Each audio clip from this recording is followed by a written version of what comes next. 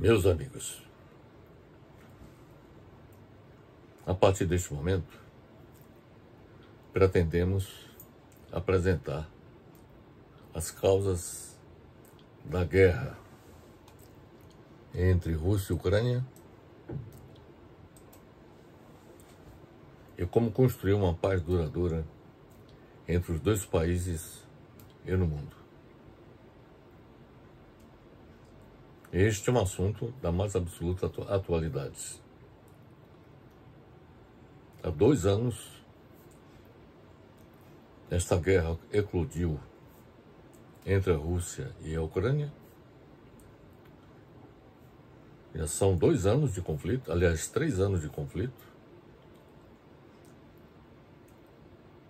de modo que, com a ascensão ao poder de Donald Trump, foram iniciados entendimentos com a mediação dos Estados Unidos, no sentido de colocar um fim nesse conflito. O que nós pretendemos na nossa apresentação é apresentar quais são as causas dessa guerra entre a Rússia e a Ucrânia, como construir uma paz duradoura entre esses dois países e, complementando, como construir uma paz duradoura no mundo, para evitar o pior, que seria uma hecatombe nuclear, se eclodiu a Terceira Guerra Mundial. Então vamos dar início à nossa apresentação falando sobre as causas da guerra entre a Rússia e a Ucrânia. São 3 as causas da guerra entre a Rússia e a Ucrânia. A primeira causa diz respeito à estratégia militar dos Estados Unidos, desencadeada após a Segunda Guerra Mundial,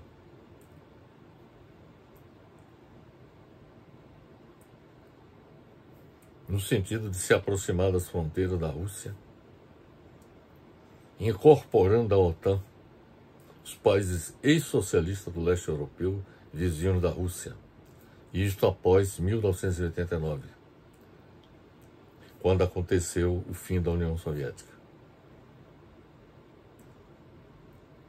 Então, a estratégia militar dos Estados Unidos de constituir a OTAN significou um instrumento, uma aliança militar para fazer frente à União Soviética, que por sua vez constituiu uma aliança militar entre a União Soviética e os países do leste europeu, que teve a denominação de Pacto de Varsóvia, o equivalente da OTAN,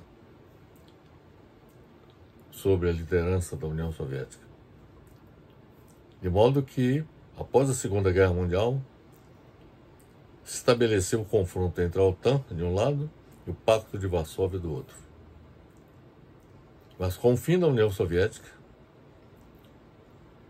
em 1989, o Pacto de Varsóvia também foi dissolvido. Mas a OTAN foi mantida. E a estratégia adotada pelo governo dos Estados Unidos foi a de promover a expansão da OTAN, incorporando os países do leste europeu que eram vinculados ao Pacto de Varsóvia, à OTAN. E isso aconteceu com a tentativa de se aproximar das fronteiras da Rússia. Então, esta foi a primeira causa da guerra entre Rússia e Ucrânia. Ou seja, a estratégia militar dos Estados Unidos de se aproximar das fronteiras da Rússia, incorporando à OTAN os países ex-socialistas do leste europeu vizinhos da Rússia. A segunda causa diz respeito ao interesse da indústria bélica dos Estados Unidos, que é a maior do mundo, na expansão da OTAN, para expandir suas vendas de armamentos aos países dele integrantes. Então, evidentemente que quanto mais guerras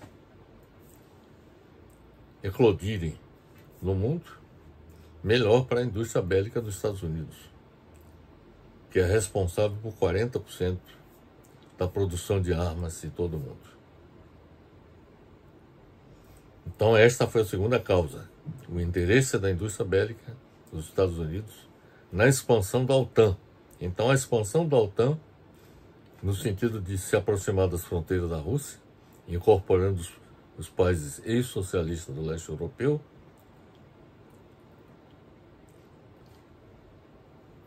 foi também motivado pelo interesse da indústria bélica dos Estados Unidos para expandir suas vendas de armamentos aos países integrantes da OTAN. A terceira causa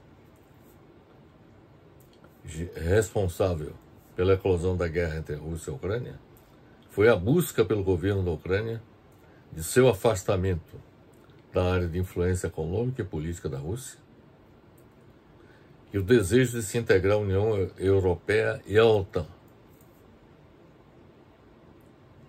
Então essa busca pelo governo da Ucrânia de se afastar da influência econômica e política da Rússia e o desejo de se integrar à União Europeia e à OTAN, sobretudo se integrar à OTAN, isto foi um fator que contribuiu para detonar este conflito. Porque, na medida que a Ucrânia se integrasse à OTAN, certamente as condições de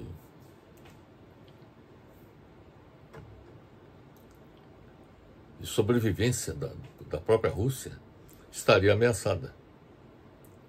Haja vista que a Ucrânia faz fronteira com a Rússia.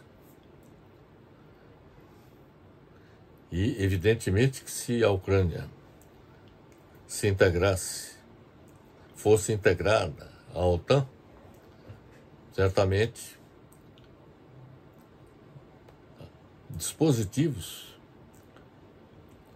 como mísseis poderiam facilmente atingir qualquer parte do território da Rússia. Haveria maior facilidade de que a Rússia pudesse ser atingida do ponto de vista militar. Então foram essas as três grandes causas determinantes da guerra entre a Rússia e a Ucrânia. Então vamos analisar cada uma delas, começando pela estratégia militar dos Estados Unidos de se aproximar das fronteiras da Rússia, incorporando à OTAN os países ex-socialistas do leste europeu vizinhos da Rússia. No conflito entre Rússia e Ucrânia estão envolvidos também os Estados Unidos, os países da União Europeia e a OTAN, que é a Organização do Tratado do Atlântico Norte. Aliança Militar Ocidental, que foi constituída depois da Segunda Guerra Mundial, quando os Estados Unidos e seus aliados europeus se uniram no plano militar para enfrentar a União Soviética e o Pacto de Varsóvia, que foi a aliança militar da União Soviética com os países socialistas do leste europeu.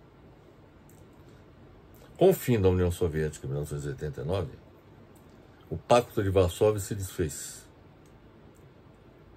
Mas a OTAN foi mantida e expandida para atender os interesses geopolíticos dos Estados Unidos, com a incorporação dos países que pertenceram ao Pacto de Varsóvia, bem como com a adesão recente da Finlândia e da Suécia.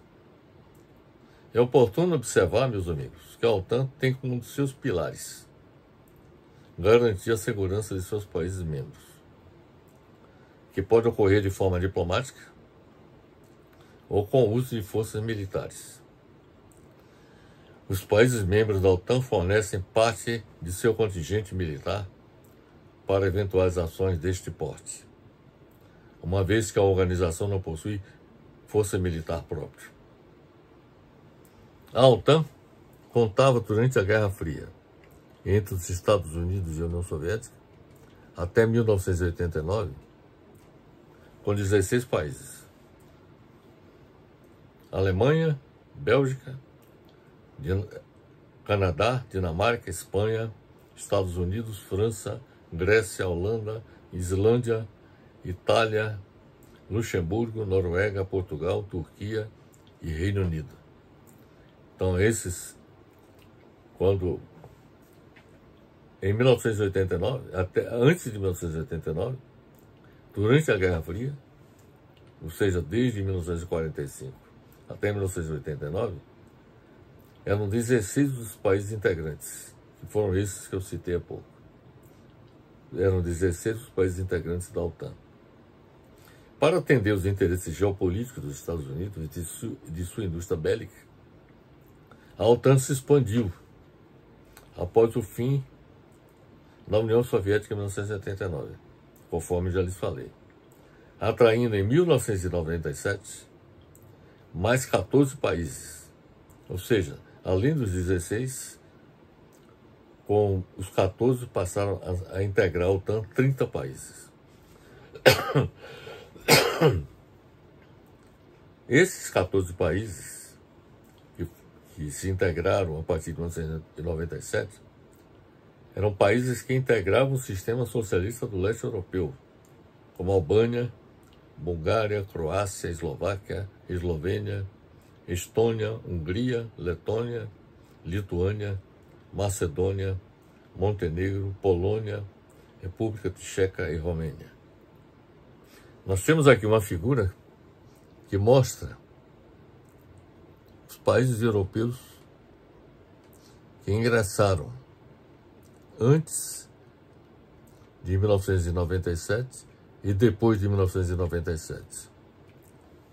Essa figura que eu vou lhes mostrar agora deixa bastante evidenciada a estratégia militar dos Estados Unidos no sentido de fazer com que a OTAN se aproximasse das fronteiras da Rússia. Nós temos aqui, por exemplo, nessa coloração em azul, os países que integravam a OTAN após a Segunda Guerra Mundial até 1989. Quer dizer, todos os países que estão nessa coloração azul são aqueles países que eu citei, os 16, que eram integrantes da OTAN até 1989. Mas a partir de 1997, foram incorporados os países ex-socialistas do leste europeu, que estão indicados nesta cor alaranjada aqui. Então observe que, por exemplo, a Ucrânia está aqui, colocada. A Ucrânia não tinha sido incorporada da mesma forma que os outros países ex-socialistas do leste europeu. A Ucrânia passou a ser alvo do interesse, porque a Ucrânia estaria muito mais próxima da Rússia do que qualquer um desses outros países do leste europeu. Com o fim da União Soviética, em 1989, e do Pacto de Varsóvia, que era a aliança militar dos países socialistas do leste europeu, a OTAN, que é a aliança militar ocidental, se expandiu sob a liderança dos Estados Unidos. Maior aproximação dos países integrantes da OTAN da fronteira com a Rússia se completaria com a incorporação da Ucrânia à aliança militar ocidental. Então, voltando ao mapa, quer dizer, esta expansão da OTAN se completaria exatamente com a incorporação da OTAN à à OTAN, com a incorporação da Ucrânia à OTAN.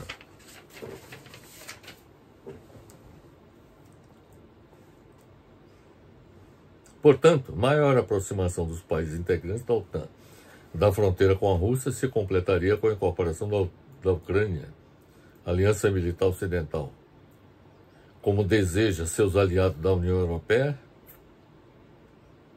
e o governo ucraniano, e desejava os Estados Unidos até o governo Joe Biden. Com a ascensão ao poder de Donald Trump, o quadro mudou, porque os interesses estratégicos dos Estados Unidos estão voltados para o enfrentamento da China na região do Oceano Índico e Oceano Pacífico.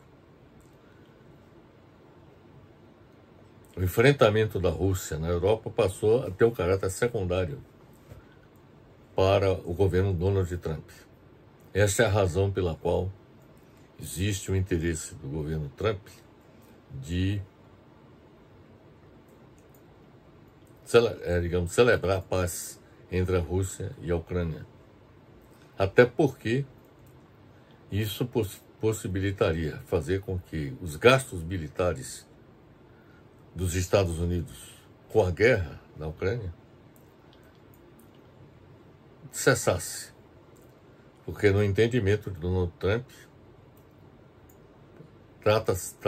trata-se de um investimento que não produziria resultados palpáveis, concretos, diante da impossibilidade de derrotar militarmente a Rússia e também economicamente, com as sanções econômicas que foram impostas tanto pelos Estados Unidos quanto pelos países da União Europeia contra a Rússia. Nenhuma dessas estratégias, sanções econômicas contra a Rússia e o fortalecimento militar da Ucrânia no enfrentamento da Rússia no campo militar, nada disso produziu efeitos. Diante deste fato, a decisão de Trump foi a de evitar alocar mais recursos numa guerra que não produziria os resultados desejados e se concentrar exatamente na guerra, no fortalecimento militar, no confronto com a China na região do Indo-Pacífico. Sobre essa questão nós tratamos no vídeo anterior, quando abordamos a nova geopolítica dos Estados Unidos para evitar a ascensão da China como potência hegemônica no mundo. Mas o que eu quero deixar bem claro é que até o governo Joe Biden havia o interesse do governo dos Estados Unidos da incorporação da Ucrânia à Aliança Militar Ocidental, a OTAN, e da continuidade da guerra. Tudo isso fazia parte da estratégia dos Estados Unidos, de seus aliados ocidentais, dos seus aliados europeus, de se aproximarem das fronteiras da Rússia, que é considerada, juntamente com a China, inimiga das potências ocidentais, devido ao propósito dos governantes russos, sob a liderança de Vladimir Putin, de fazer com que a Rússia volte a ter o mesmo poder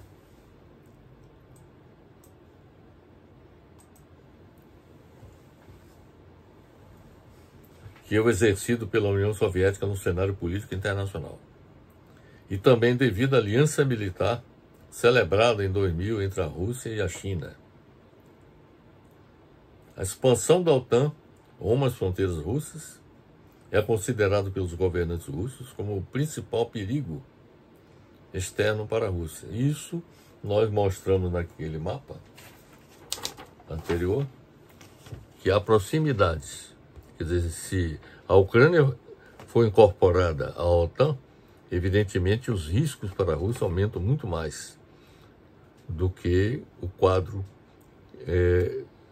que prevalece até o momento em que a Ucrânia não foi incorporada à OTAN.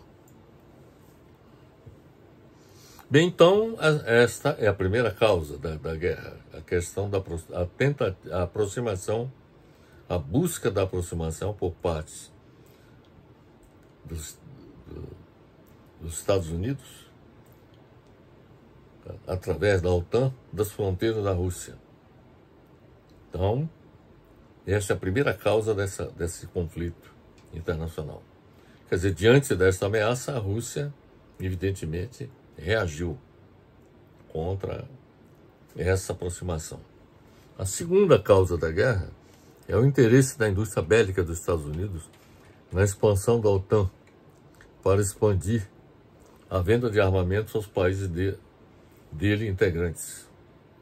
Não é segredo que existe um complexo industrial militar nos Estados Unidos. Aliás, que existe não só um complexo industrial militar e uma economia de guerra nos Estados Unidos. É uma economia que é sustentada exatamente por esse complexo industrial militar e pela economia de guerra, que faz com que todos os governantes norte-americanos fiquem reféns deles. A quem mais interessa o conflito armado na Ucrânia? Não há dúvida de que um dos principais interessados na guerra entre Rússia e Ucrânia é a indústria bélica dos Estados Unidos, com a expansão das vendas de armas, a OTAN e seu fornecimento à Ucrânia. O Congresso dos Estados Unidos votou um projeto de lei chamado Proteger a Ucrânia, para fornecer armamento à Ucrânia.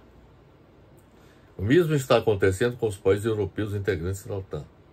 Então já alocaram bilhões de dólares, cerca de 400 bilhões de dólares, tanto a União Europeia quanto os Estados Unidos, na compra de armamentos para fornecer à Ucrânia. Pergunta-se, mesmo bem armada, a Ucrânia teria condições de vencer a guerra com a Rússia? A resposta é não.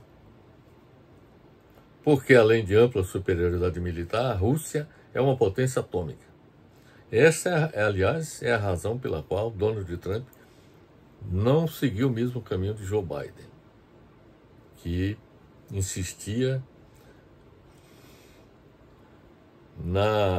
no fornecimento de armas à Ucrânia para enfrentar a Rússia, mesmo sabendo que não tinha chance de vencer essa guerra.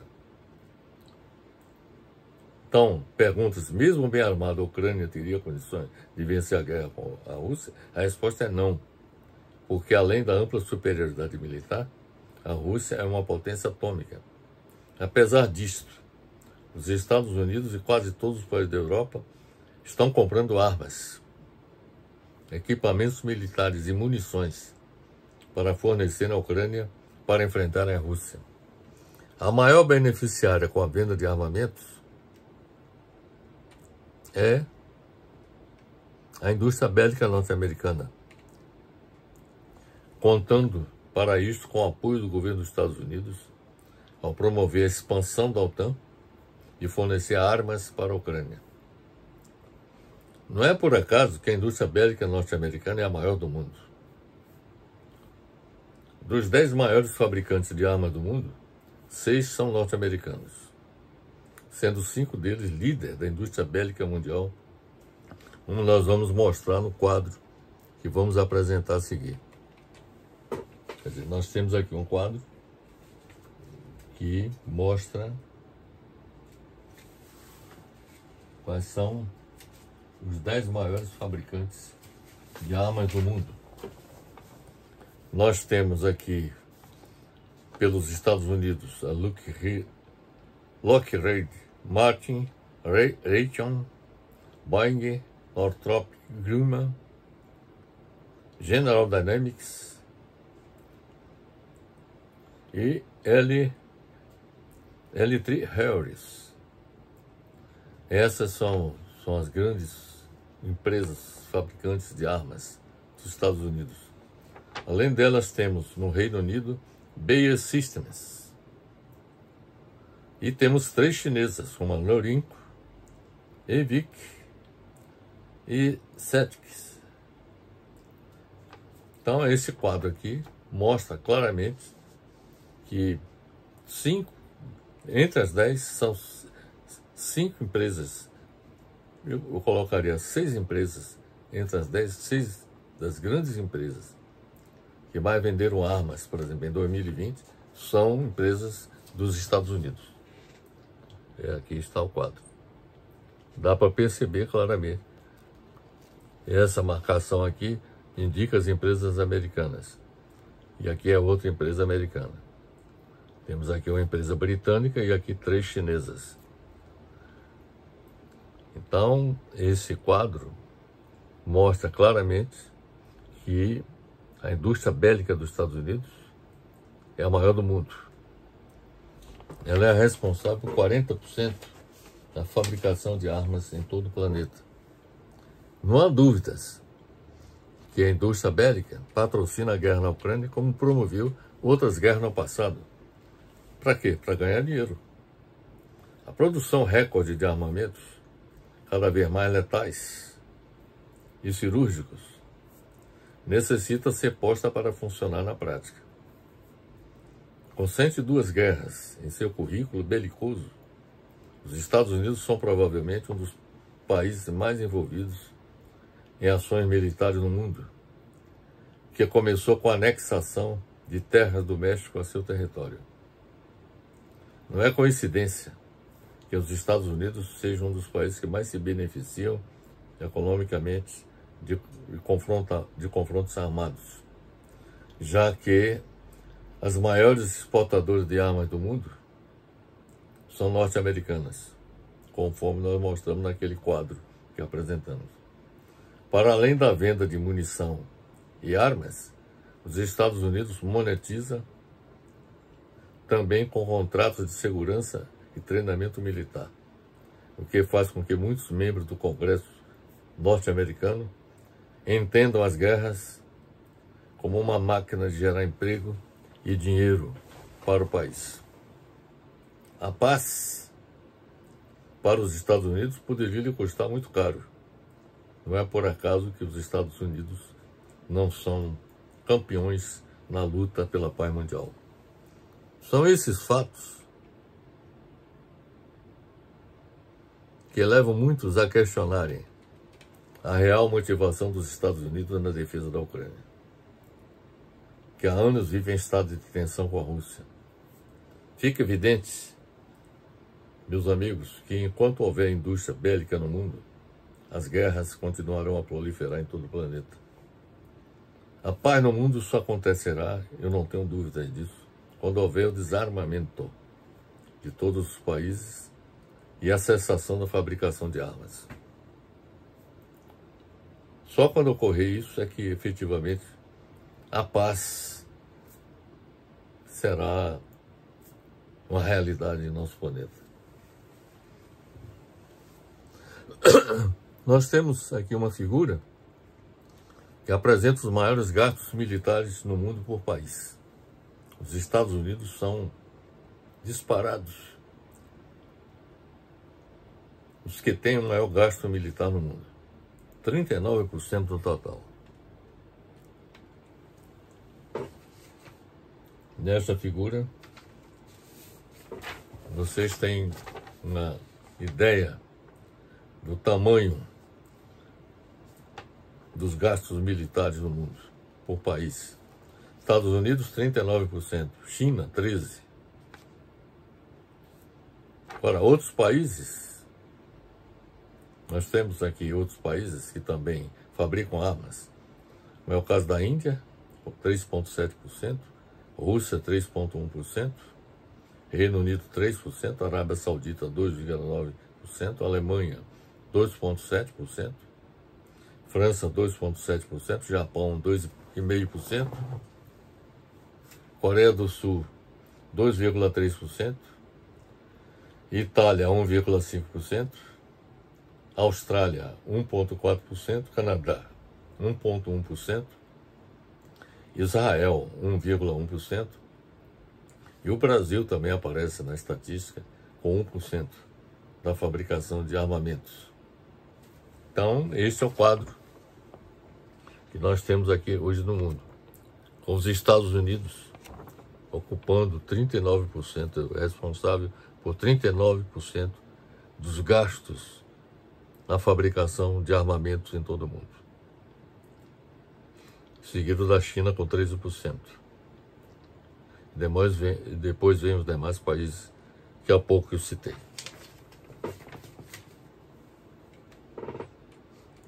É importante destacar que os gastos militares dos Estados Unidos resultam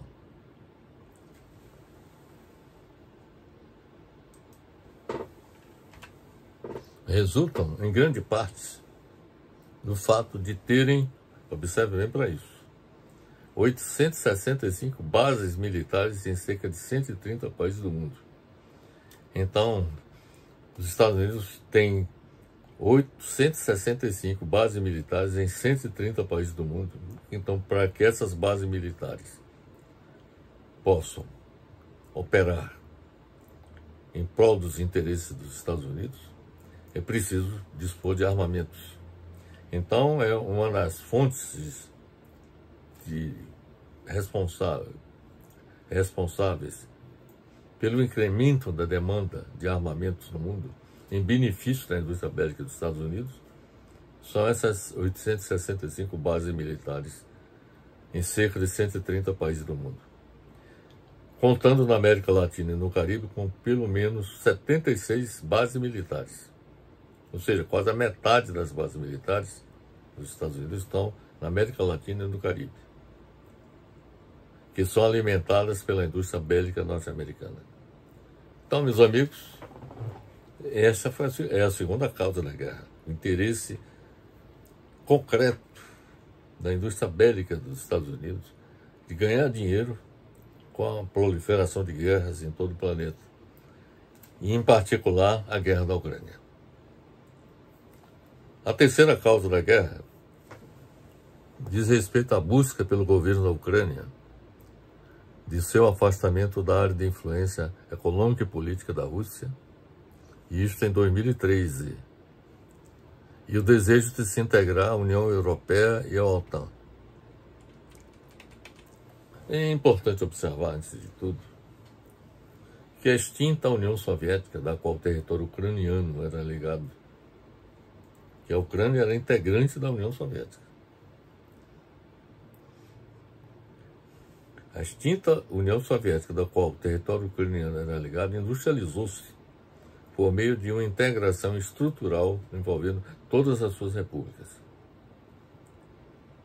com o objetivo de garantir uma maior estabilidade territorial. Após a queda do Muro de Berlim, em 1989, que representou também o ano em que ocorreu o fim da União Soviética, os países do leste europeu encontravam-se muito interdependentes.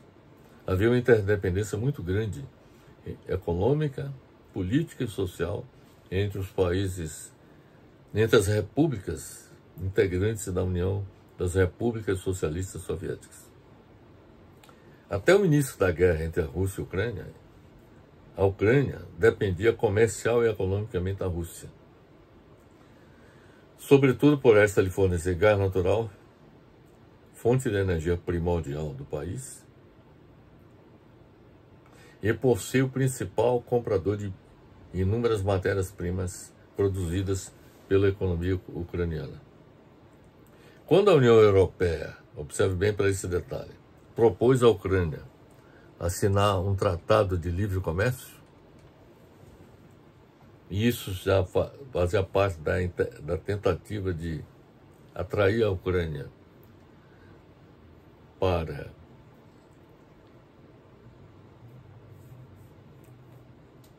os países ocidentais, no caso Estados Unidos e países da União Europeia.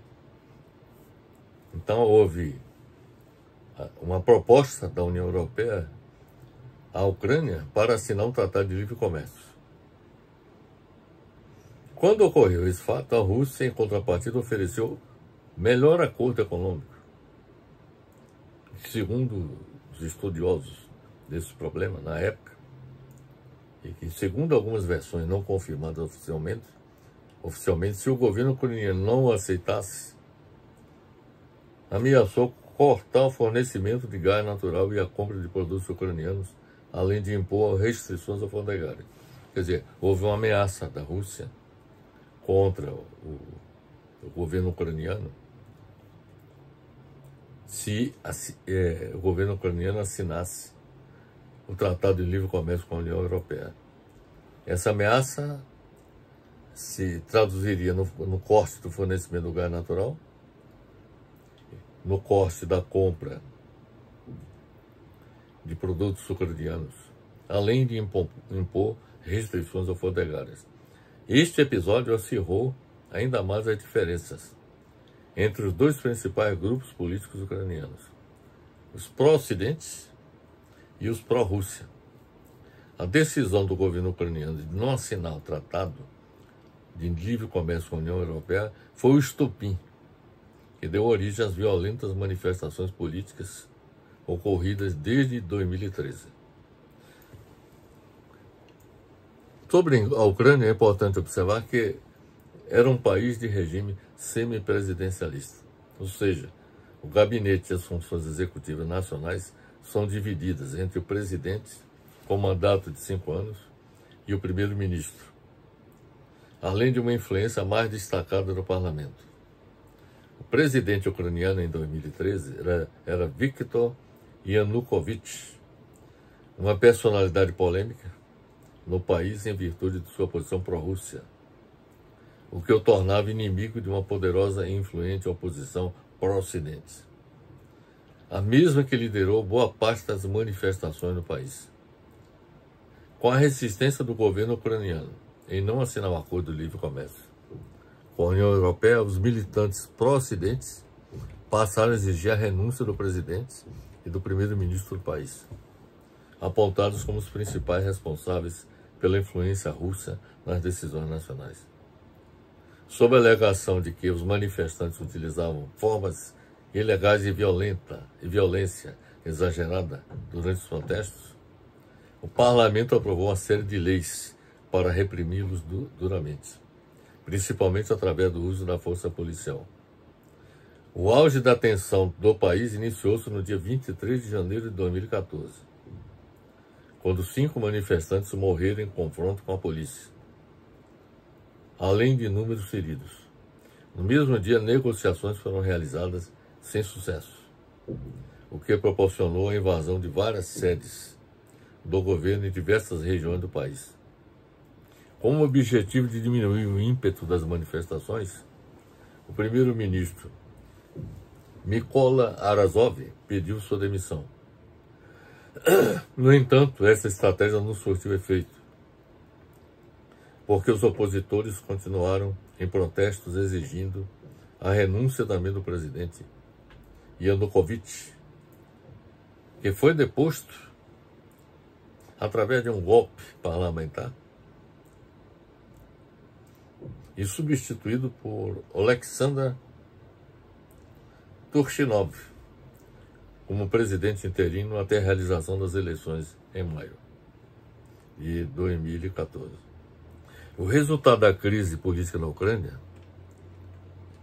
foi a divisão do país, com a Crimeia sendo incorporada à Rússia através de plebiscito e a eclosão da guerra entre Rússia e Ucrânia.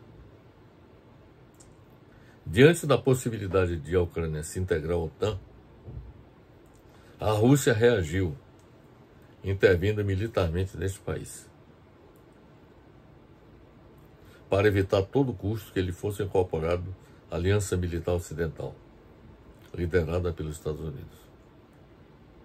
A invasão da Rússia começou com dezenas de ataques com mísseis em cidades por toda a Ucrânia, antes do amanhecer de 24 de fevereiro de 2022, ou seja, 3 anos atrás. As tropas terrestres russas avançaram rapidamente e em poucas semanas controlavam grandes áreas da Ucrânia e avançaram para o subúrbio de Kiev, a capital da Ucrânia.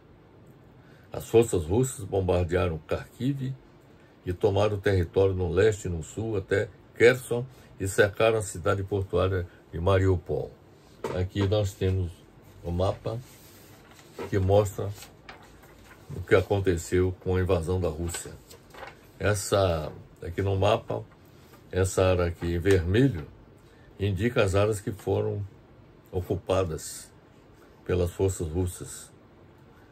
A Crimeia já tinha sido ocupada em 2014, porque houve um plebiscito na Ucrânia em que a maioria da população, mais de 90% da população, votou favoravelmente à incorporação da Crimeia à Rússia. Mas a eclosão do conflito em 2022 fez com que uma área que vai de Kherson até Kharkiv, ela fosse ocupada pelas forças da Rússia. E essa figura aqui mostra o quadro atual. Aqui em vermelho estão as áreas que foram ocupadas aqui a Crimeia em 2014, através de plebiscito, e aqui a ocupação militar russa, ocorrida a partir de 2022. Aqui nós temos a Ucrânia, a capital, que é Kiev, está aqui, e aqui nós temos o território da Rússia. Então, meus amigos, o resultado do conflito político interno na Ucrânia teve repercussões do ponto de vista política internacional. Diante da ameaça de que a Ucrânia se incorporasse à OTAN, e não apenas à União Europeia, houve uma intervenção militar por parte da Rússia para evitar que ela ficasse à mercê do poder militar da OTAN que viesse a ser instalado na Ucrânia. A intervenção militar na Rússia fez com que os Estados Unidos e os países da União Europeia fornecessem maciço apoio militar à Ucrânia, através da OTAN, para se defender militarmente da Rússia. Aquela figura, a última figura que nós mostramos, apresenta as regiões da Ucrânia atualmente ocupadas militarmente pela Rússia e que sofrem constantes ataques do exército da Ucrânia, que é apoiado pela OTAN, liderada pelos Estados Unidos e pelos países da União Europeia. Bem, e as causas da guerra são essas que há pouco nós apresentamos. Dá para perceber claramente que a guerra teve como causa básica a questão da incorporação da Ucrânia pela OTAN. Hipótese esta absolutamente inaceitável pela Rússia. Então, como uma medida de autodefesa, a Rússia interviu militarmente e ocupou parte do território da Ucrânia. Bem, agora nós vamos tratar de como construir uma paz duradoura entre Rússia e Ucrânia. Bem, de início é importante observar que houve tentativas iniciais de celebração da paz entre os governos da Rússia e da Ucrânia no início da guerra em 2022, que foram infrutíferas. E o que se observou foi um aumento no banho de sangue de soldados de ambos os lados e da população civil ucraniana e, em menor extensão, da população russa. O aumento de refugiados e a destruição da infraestrutura da Ucrânia pelos bombardeios russos. A tentativa inicial de celebração da paz entre Rússia e Ucrânia não produziu avanços, porque quem deveria negociá-la seriam os governos dos Estados Unidos e da Rússia. Porque só esses governos teriam capacidade de eliminar as causas da guerra, as causas que nós apontamos anteriormente, as 3 causas da guerra.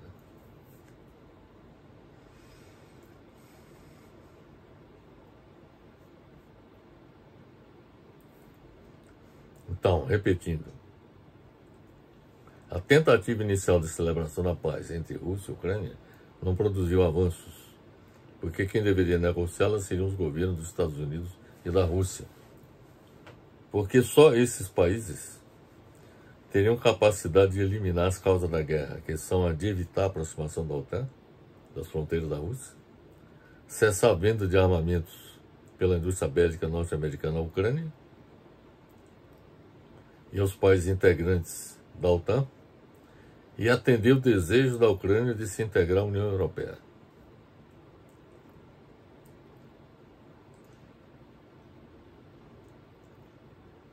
Urge a celebração de um acordo de paz entre os Estados Unidos e a Rússia para acabar com a guerra na Ucrânia, porque a guerra entre a Rússia e a Ucrânia pode evoluir para um conflito que se estenderia pela Europa e pelo mundo, se transformando na Terceira Guerra Mundial.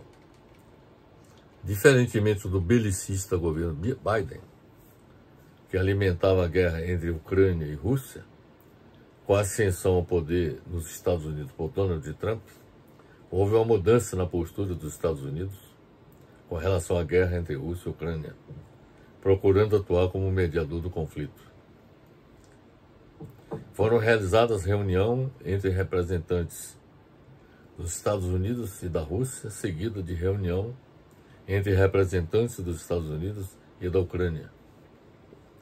Os representantes dos Estados Unidos e da Rússia declararam em concordar em avançar nos esforços para encerrar a guerra na Ucrânia de uma maneira justa, duradoura, sustentável e aceitável para todas as partes envolvidas. Na reunião com o representante da Ucrânia, a última realizada há poucos dias, estes, ou seja, os ucranianos, levaram a proposta de uma interrupção temporária dos ataques aéreos e marítimos, com os combates continuando nas linhas de frente por terra. Ao final do encontro, que durou mais de 9 horas, a delegação ucraniana aceitou os termos apresentados pelos Estados Unidos de um cessar-fogo completo e imediato por 30 dias, podendo ser prorrogado. Proposta esta que foi levada aos russos. Durante a reunião, os Estados Unidos anunciaram que retomarão o compartilhamento de informações de inteligência, que havia suspenso, e assistência de segurança à Ucrânia. Então, durante essa reunião, houve essa decisão dos Estados Unidos de compartilhar informações de inteligência e assistência de segurança à Ucrânia. Além disso, os dois países concordaram em concluir o mais rápido possível um acordo para a exploração de terras raras ucranianas.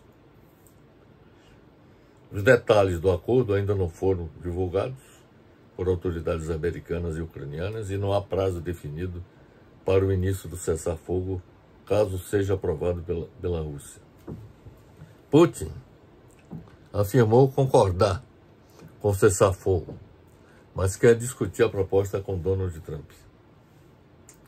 O presidente russo afirmou que não discorda da proposta de cessar-fogo americana, já aprovada pelos ucranianos, mas fez uma série de questionamentos. Putin afirmou que concorda com as propostas para cessar as hostilidades, mas considera que essa interrupção dos combates deve ser de forma a levar a uma paz de longo prazo e eliminar as causas originais desta crise. Putin pergunta por que os ucranianos precisam de 30 dias. Ele pergunta novamente se é para a mobilização ou fornecimento de armas para a Ucrânia. Quem irá controlar o cessar-fogo? Ele pergunta. São 2.000 quilômetros de frente de batalha, afirmou o presidente russo. A Rússia afirma que quer um cessar-fogo definitivo na guerra e vê com maus olhos uma proposta de trégua temporária. Então, a situação ainda é bastante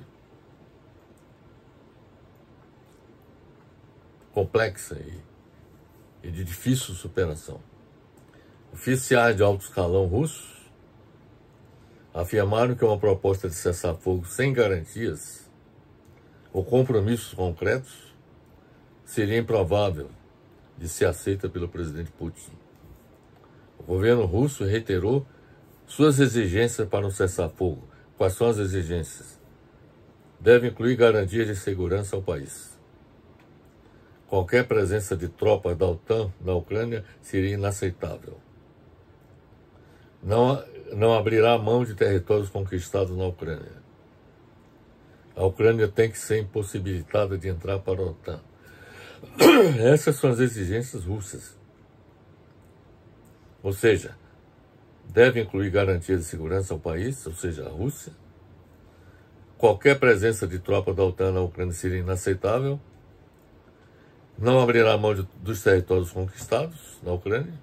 E a Ucrânia tem que ser impossibilitada de entrar para a OTAN. A Rússia também corre contra o tempo para buscar uma posição ainda melhor nas negociações de paz.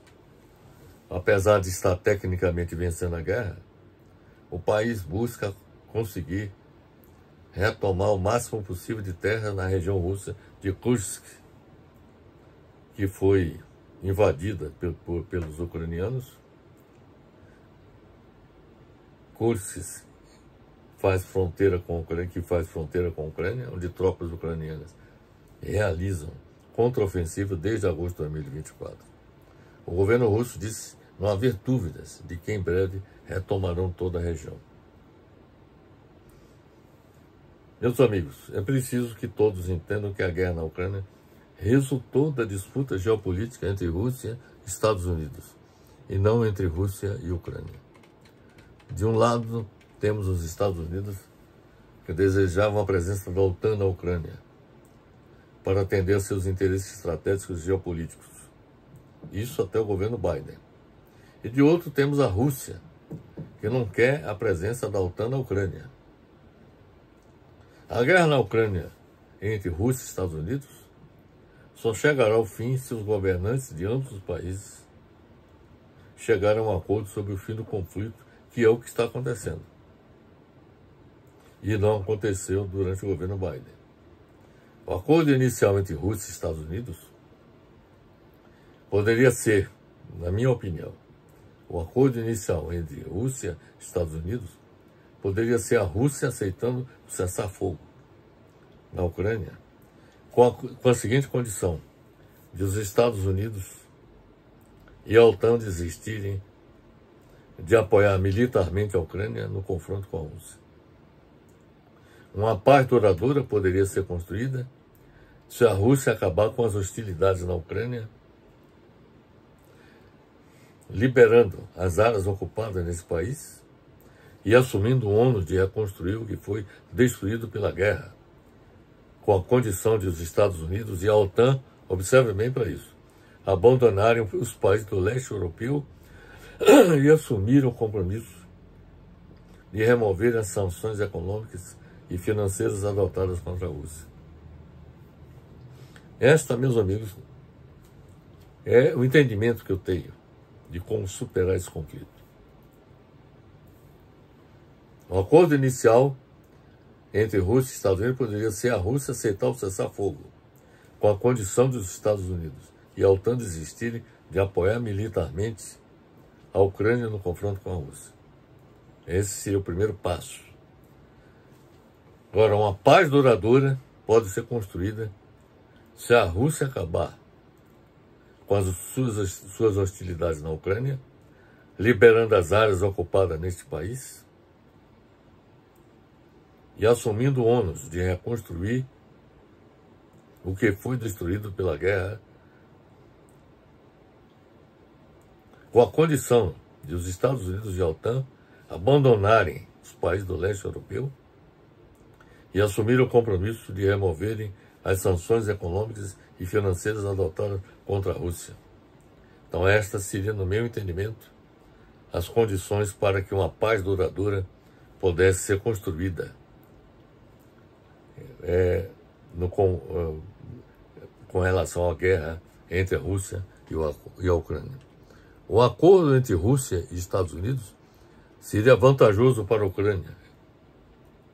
A Rússia seria vantajoso também para a Rússia, para os Estados Unidos, para a Europa e para o mundo. A Ucrânia ganharia com este acordo porque acabaria o sofrimento de sua população. Removeria a ocupação militar de seu território pela Rússia.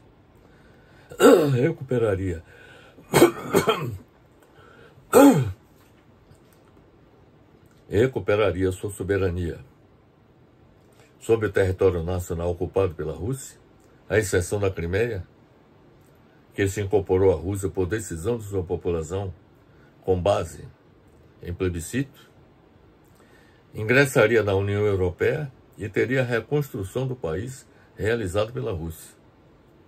A Rússia ganharia com esse acordo porque haveria remoção das sanções econômicas e financeiras contra ela adotadas pelos Estados Unidos e seus aliados europeus. Haveria o abandono da pretensão da OTAN de adesão da Ucrânia como um dos seus países integrantes e o compromisso dos Estados Unidos e da OTAN de excluírem 14 países do leste europeu: Albânia, Bulgária, Croácia, Eslováquia, Eslovênia, Estônia, Hungria, Letônia, Lituânia, Macedônia do Norte, Montenegro, Polônia, Romênia e República Tcheca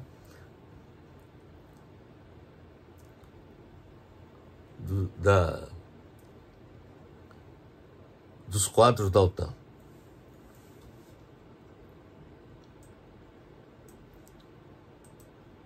Os Estados Unidos ganhariam com o acordo porque deixaria de ocorrer a desestabilização de sua economia,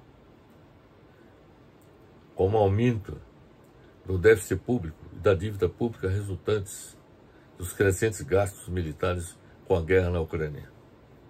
A Europa ganharia com o acordo porque deixaria de ter a ameaça de ampliação da guerra para o território europeu, além da Ucrânia.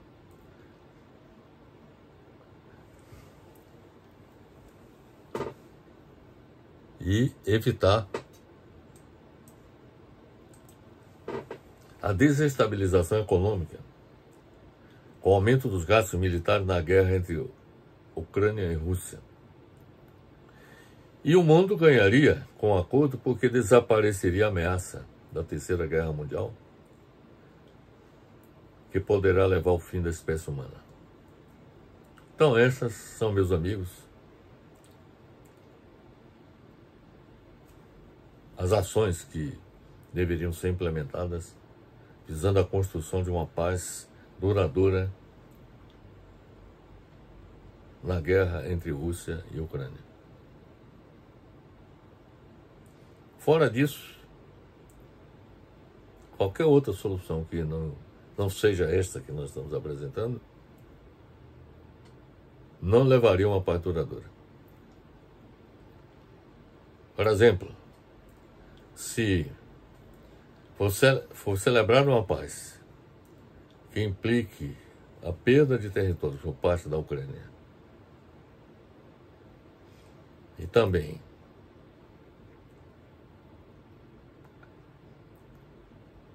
a não reconstrução por parte da Rússia, resultante dos bombardeios que foram realizados sobre o território ucraniano, e esse quadro se mantido, quer dizer, se não houver por parte da Rússia a liberação do território e não houver, digamos assim, o propósito de reconstruir o que foi destruído na Ucrânia por parte da Rússia, certamente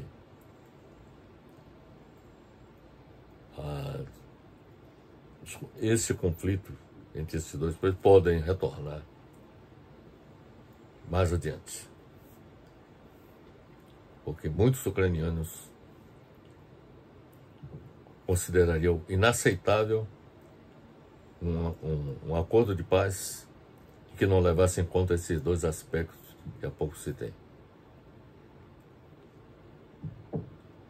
E também é claro que um acordo de paz não será duradouro se a OTAN não for colocada distante da fronteira da Rússia.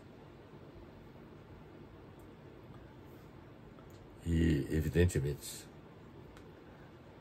que os russos não se sentiriam seguros e satisfeitos se os Estados Unidos e a OTAN não se afastarem, sobretudo dos países ex-socialistas do leste europeu. E, além disso, a Finlândia, que também faz fronteira com a Rússia. Bem, estas são, na minha opinião, as considerações que eu teria a fazer com relação a como construir uma paz duradoura do conflito entre Rússia e Ucrânia. Agora, ponto que é importante observar, meus amigos, que este conflito, a guerra entre Rússia e Ucrânia, é um dos focos de guerra no mundo. Nós temos outro foco de guerra, que é o caso do Oriente Médio, entre Israel e palestinos, incluindo o Irã, países árabes, etc. É um outro foco de guerra. Então, que nós temos que também trabalhar, além de buscar a construção da paz na guerra da Ucrânia, uma paz duradoura, mas também construir uma paz duradoura no mundo. E, de início, eu queria lhes dizer o seguinte, que é o tema que nós vamos abordar, que é a questão que nós vamos abordar, o bloco que nós vamos abordar a partir desse momento, diz respeito a como construir uma paz duradoura no mundo. De início, eu queria dizer o seguinte, que ao longo da história da humanidade, houve 3 tentativas de estruturar instrumentos voltados para a construção de um mundo de paz. A primeira tentativa ocorreu em 1648, com o Tratado de Westfália, que colocou um fim à Guerra dos 30 Anos, de 1618 a 1648, que marcou o século XVII como um dos mais sangrentos da história europeia, com uma série de tratados que encerraram a Guerra dos 30 Anos e também reconheceram oficialmente as Províncias Unidas, a Holanda e a Confederação Suíça. Nesse tratado, a Holanda e a Suíça passaram a ser reconhecidos como países. A segunda tentativa de estruturar instrumentos voltados para uma construção de um mundo de paz ocorreu com a criação da Liga das Nações, em 10 de janeiro de 1920, nos escombros da Primeira Guerra Mundial. A terceira tentativa de estruturar instrumentos voltados para a construção de um mundo de paz ocorreu com a criação da ONU, a Organização das Nações Unidas, que foi fundada em 1945, após a Segunda Guerra Mundial, e tem sido inoperante ao longo de sua história, inclusive no atual conflito entre Rússia e Ucrânia, e no conflito entre judeus e palestinos. A ONU tem sido um fracasso na construção de um mundo de paz. O insucesso na construção da paz mundial com o Tratado de Westfália, em 1648, com a Liga das Nações em 1920 e com a ONU em 1945, demonstra a urgência de reestruturar a ONU para que ela possa exercer uma efetiva governança do sistema internacional, que possibilite mediar os conflitos internacionais e assegurar a paz mundial. Neste sentido, a ONU deveria ser reestruturada para se constituir em governo mundial, que teria por objetivo defender os interesses gerais do planeta, zelar no sentido de cada Estado nacional respeitar a soberania dos demais países e impedir a propagação dos riscos sistêmicos mundiais. Com esta nova configuração da ONU, o Conselho de Segurança seria abolido e a Assembleia Geral seria transformada em Parlamento Mundial. A ONU, reestruturada como governo mundial, evitaria o império de um só país, como já ocorreu ao longo da história da humanidade, como, por exemplo, a dominação britânica, durante a dominação do Império Britânico. E a anarquia de todos os países, como ocorre atualmente. Com o governo mundial, um parlamento mundial e também uma Corte Suprema Mundial, resultante da reestruturação da ONU, será possível evitar guerras e acabar com o banho de sangue que tem caracterizado a história da humanidade. Para ser democrático, o governo mundial deveria ser eleito por todos os países do mundo e ser representativo de todos os povos do mundo.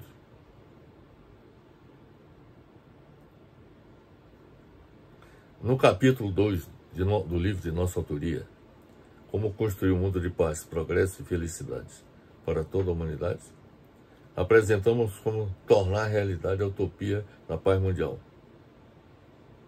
para evitar a eclosão de novas guerras, especialmente da Terceira Guerra Mundial.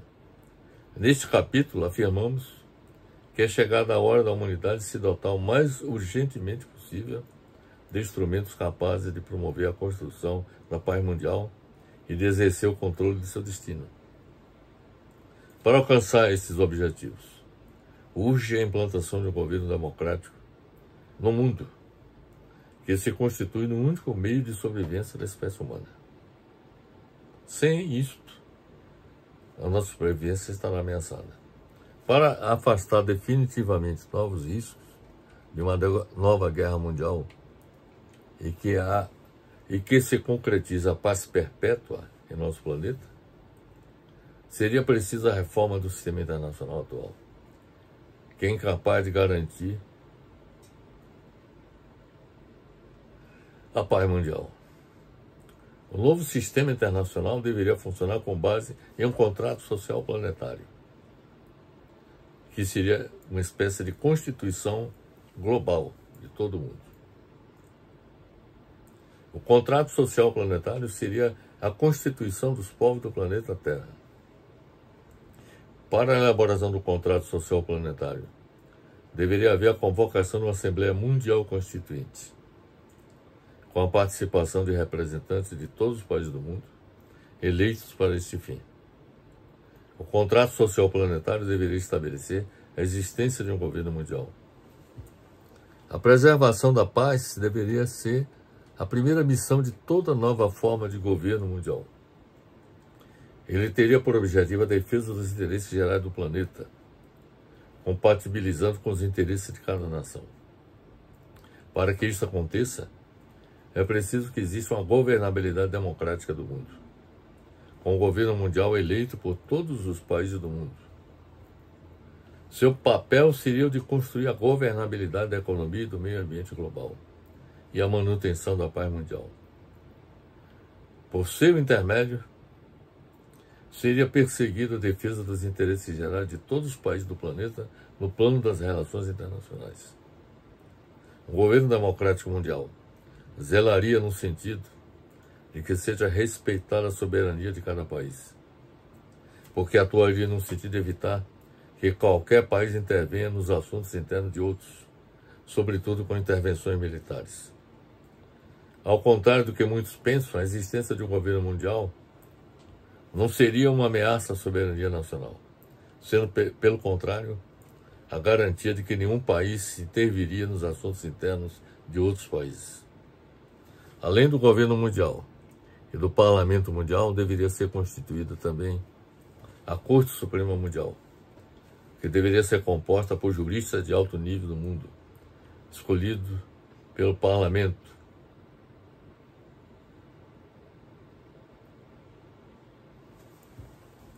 escolhidos pelo Parlamento Mundial, os quais atuariam por tempo determinado. A Corte Suprema Mundial deveria julgar os casos que envolvam litígios entre os países, os crimes contra a humanidade e contra a natureza, praticados por estados nacionais e por governantes à luz do contrato social planetário, e atuar como guardião do contrato social planetário. O novo Estado de Direito Internacional seria executado pelos três poderes constituídos: Governo Mundial, Parlamento Mundial e Corte Suprema Mundial. O poder mundial repousaria no Governo Mundial, no Parlamento Mundial e na Corte Suprema Mundial. O Governo Mundial não terá forças armadas próprias, devendo contar com o respaldo de forças armadas dos países que seriam convocadas quando necessário.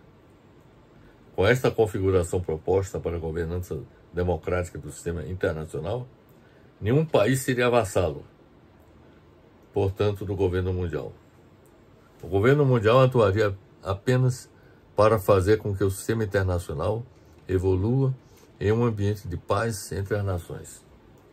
Cada país deve ser soberano para atuar nos limites de seu território, e não para intervir nos assuntos internos de outros países. O que não seria admitido é qualquer país intervir nos assuntos internos de outros países, sobretudo com o uso da força, como tem acontecido ao longo da história. O governo mundial seria a garantia do respeito à soberania dos países do mundo, especialmente dos mais fracos. A ausência de um governo mundial é que representaria uma ameaça à soberania nacional da maioria dos países, porque ficariam à mercê dos mais fortes, como tem ocorrido ao longo da história. Se qualquer país comprometer o ambiente de paz entre as nações, intervindo nos assuntos internos de outro país, o governo mundial atuaria para impedir que o agressor consuma seus propósitos, através de ação diplomática ou em caso de insucesso, inclusive com o uso da força. Para tanto, o governo mundial convocaria as forças armadas de determinados países para cumprir o papel de impedir que qualquer país intervenha em outro fazendo uso da força. Para assegurar a prática democrática e a governabilidade do planeta Terra, o poder mundial deveria ser exercido pelo Parlamento Mundial, que além de eleger o presidente do governo mundial, deveria elaborar e aprovar as leis internacionais baseadas no contrato social planetário. O Parlamento Mundial deveria ser composto por um número determinado igual de representantes de cada país eleitos democraticamente para este fim. O presidente do governo mundial só exercerá o comando do governo mundial enquanto contar com o apoio da maioria do parlamento. Se por maioria do parlamento houver necessidade de substituição do presidente do governo mundial, isto deve ser feito. O governo mundial deve contar com uma estrutura organizacional que seja capaz de lidar com as relações internacionais, a questão militar, a economia global, o meio ambiente global, a educação, a saúde, a infraestrutura, a ciência e tecnologia, entre outras, para dialogar com o Parlamento Mundial e os países integrantes do sistema internacional. Os parlamentares deveriam eleger a mesa diretora do Parlamento Mundial, que contariam com estrutura organizacional apropriada. A Corte Suprema Mundial deveria ser composta por juristas de alto nível do mundo escolhido pelo Parlamento Mundial, que atuariam por tempo determinado, os quais deveriam eleger o presidente da Corte para cumprir um mandato por tempo determinado. A Corte Suprema Mundial deveria julgar os casos que envolvem litígios entre países, os crimes contra a humanidade e contra a natureza, praticados por estados nacionais e por governantes à luz do contrato social planetário. Julgar conflitos que existem entre o governo mundial e o Parlamento Mundial e atuar como guardião do contrato social planetário. O governo mundial não terá forças armadas próprias, devendo contar com o respaldo de forças armadas dos países que seriam convocados quando necessário. Portanto, meus amigos, com esta sistemática, o Parlamento Mundial... Ok, isso é o que eu encontrei na internet sobre o que seriam convocados para necessário. Dê uma olhada. Desculpe, porque apareceu aqui uma ligação no celular. Mas, voltando ao que nós estamos falando, Portanto, com essa sistemática, que há pouco nós colocamos, o Parlamento Mundial legislaria com sucesso, por meio de um processo democrático. O novo Estado de Direito Internacional seria executado pelos 3 poderes constituídos: Governo Mundial, Parlamento Mundial e Corte Suprema Mundial. O poder mundial repousaria no Governo Mundial, no Parlamento Mundial e na Corte Suprema Mundial. Em caso de necessidade do uso da coerção contra países infratores do direito internacional, o presidente do governo mundial usaria as forças armadas de determinados países que seriam convocadas quando necessário. O poder mundial não corromperia nem seria corrompido, porque haveria a vigilância de todos os poderes constituídos. O governo mundial, o Parlamento Mundial e a Corte Suprema Mundial atuariam como freios e contrapesos, visando a eficiência e eficácia do sistema internacional. Para viabilizar uma governança mundial, meus amigos, é preciso de início que exista um poderoso movimento mundial em defesa da paz mundial, através de um Fórum Mundial pela Paz e pelo Progresso da Humanidade, a ser constituído por organizações da sociedade civil e governos de todos os países do mundo. Neste fórum deveriam ser debatidos e estabelecidos os objetivos e estratégias de constituição de um governo mundial, um Parlamento Mundial e uma Corte Suprema Mundial, visando sensibilizar a população mundial e os governos nacionais no sentido de tornar a realidade um mundo de paz e de progresso para toda a humanidade.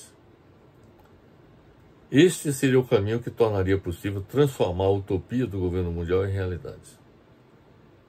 Sem a constituição de um governo mundial democrático, o cenário que se descortina para o futuro da humanidade será o de desordem econômica, política e social, da guerra de todos contra todos e de extinção da espécie humana com o uso de armas nucleares pelos países contendores pelo poder mundial. Então, meus amigos, essas são as considerações que eu teria a fazer com relação a como construir uma paz duradoura no mundo. Dá para perceber claramente que temos que desenvolver um esforço muito grande no sentido de criar novas instituições capazes de realizar essa tarefa que é fundamental para o futuro da humanidade.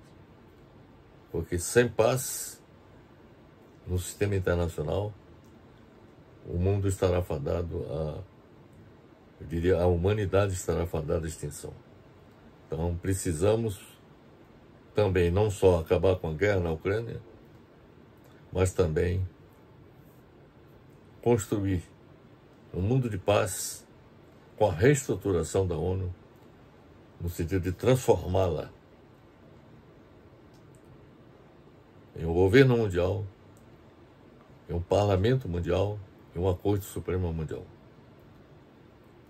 É necessário, é absolutamente necessário que a humanidade realize essa tarefa. Estas considerações que há pouco nós apresentamos foram baseadas, como eu já disse,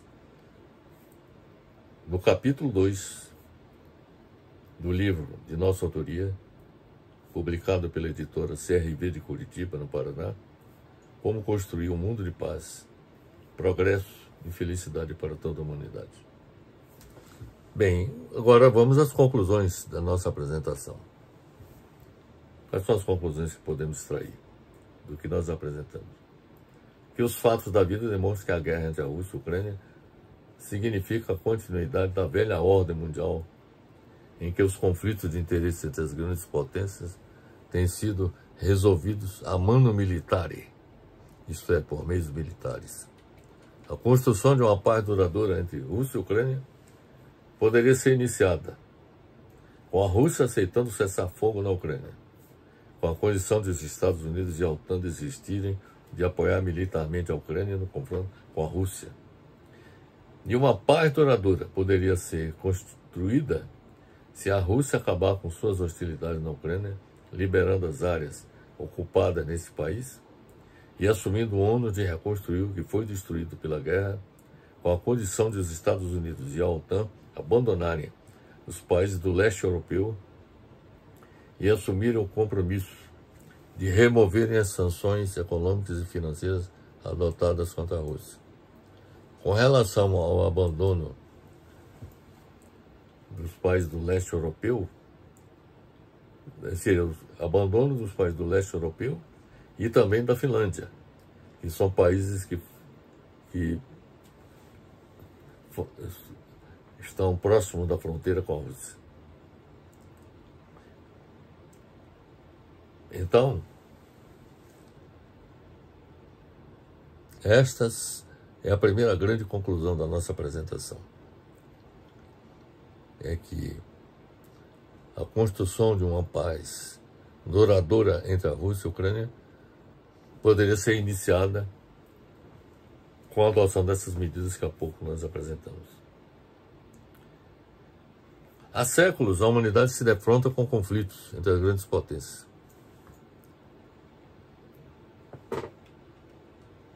Que não são resolvidos pela via diplomática, e sim pelos meios militares.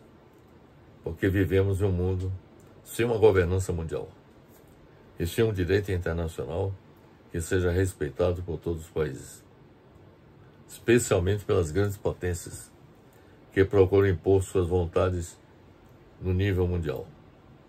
A construção de uma paz duradoura no mundo requer a existência de um governo mundial e um parlamento mundial democraticamente eleitos pela população mundial, bem como a existência de uma Corte Suprema Mundial, que são as condições para que o direito internacional seja aplicado efetivamente e seja respeitado por todos os países.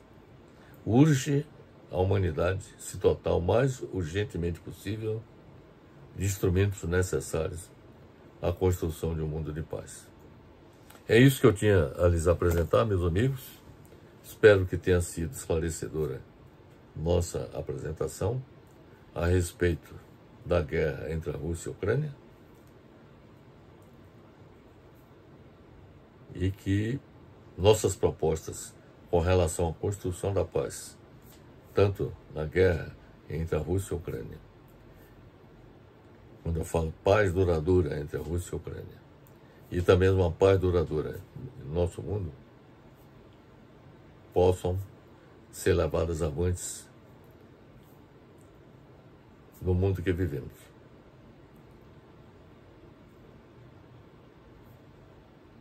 Vamos aguardar a evolução dos acontecimentos e esperar que todos aqueles países que estão envolvidos na guerra na Ucrânia caminhem na direção daquilo que nós apresentamos. E que na esfera mundial haja um esforço por parte de todos os amantes da paz, no sentido de construir novas estruturas que possibilitem uma governança mundial capaz de evitar a ameaça da eclosão de uma terceira guerra mundial, que poderá levar à extinção da espécie humana. Então são essas, meus amigos, as considerações que eu teria a fazer, e fica aqui meu abraço fraternal para todos.